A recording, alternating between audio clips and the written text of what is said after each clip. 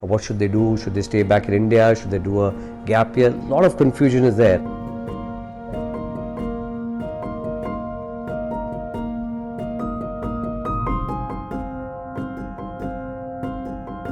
The chances are that they may not even start classes in the month of September, October when they typically start, because I don't think there's bandwidth right now.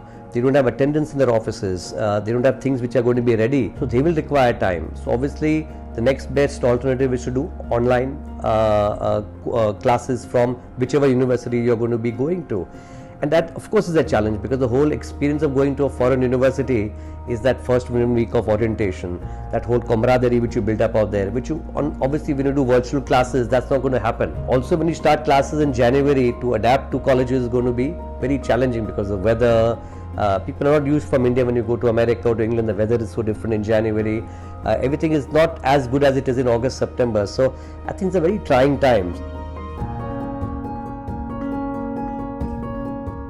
Assume the corona situation doesn't subside even till end of this year, and still there are cases of corona everywhere. Nobody is going to travel. Nobody is going to go for internships very easily. Even companies won't allow it because they're still groping with this thing. So I think you'll think of something innovative. And I think necessity is the mother of invention. I'm sure we'll find out what opportunities arise online. As you can see, a lot of people are going and teaching online. They are looking at going and teaching people who don't have resources to books for some time. People will do a lot of musical concerts, they'll do yoga lessons, a lot of things they'll do, but nothing is going to be concrete, I would say, till the corona subsides. The American colleges will definitely give priority to a lot of their local students from states which are impacted by corona, and they're going to take that budget out of the number of international students and reduce the number of international students. Number two, also a lot of students have taken gap years this year. So what will happen, they'll be a part of the international cohort for next year. So the 10% international, 2% gets knocked out from the students who they take from America, 2% will go to the people who are going to be taking gap years. You're only fighting for 6% of the seats. So this year I've been telling every parent and student is applying, please be realistic. This is not the usual times. Admissions are going to be extremely challenging wherever you'll be applying in the world because of these two major reasons, I would say.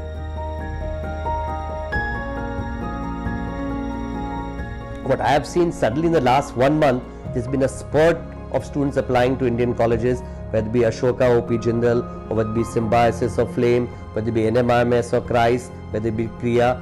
All the private colleges suddenly have had a very great demand in people applying, because they want to take that backup, if not a backup, at least a year out here and see how things pan out. Now the private colleges will think of increasing the number of seats because the demand is going to outstrip the supply.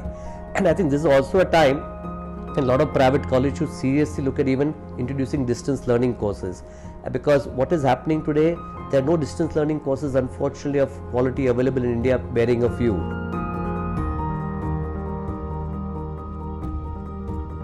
I think opportunities for jobs and internships in the next 4 to 5 years are going to be very, very challenging, because companies in America, Canada, UK are hurting, and they will prioritize jobs for the locals out there.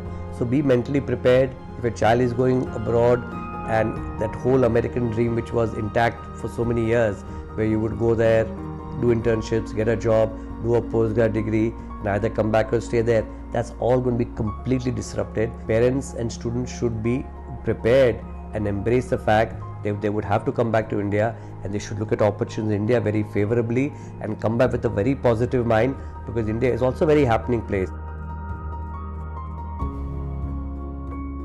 It's been a wonderful time for people to discover what they want to do, and this time will never come back. So I said, use it positively, use this time to help your child to discover what he wants to do, enhance his skill sets. But don't get tense, because I don't think if you become tense, your children are going to become tense.